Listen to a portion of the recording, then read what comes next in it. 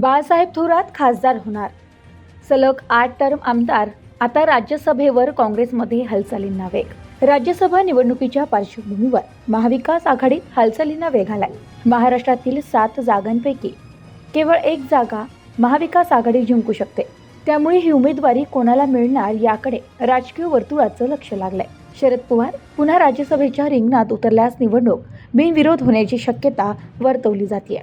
मात्र काँग्रेस आणि ठाकरे सेनेतूनही दावेदार पुढे येत आहेत. संजय राऊत यांनी पवारांना पाठिंबा दर्शवला असला तरी आदित्य ठाकरे यांनी स्वतःचा दावा कायम ठेवला आहे. दरम्यान काँग्रेसमध्ये बाळासाहेब थोरात यांचं नाव चर्चेत आहे. सलग 39 वर्ष आमदार राहिलेले आणि अनुभवी नेते म्हणून त्यांना राज्यसभेवर पाठवण्याबाबत पक्षात हालचाली सुरू आहेत. तसेच पाटील यांनी उद्धव ठाकरेंची भेट घेतल्याने चर्चेला आणखीन उधाण आलंय. पवार अजित पवार विलीकरणाच्या चर्चेमुळे काँग्रेसमध्ये साशंकता आहे. त्यामुळे एकमेव जागेवर स्वतःचा उमेदवार देण्याचा विचार काँग्रेसमध्ये जोर धरताना दिसतोय. आता अंतिम निर्णय काय होणार आणि महाविकास आघाडीत एकमत होणार का याकडे सर्वांचं लक्ष लागलंय. Bureau report, news today 24, Ahilyanagar.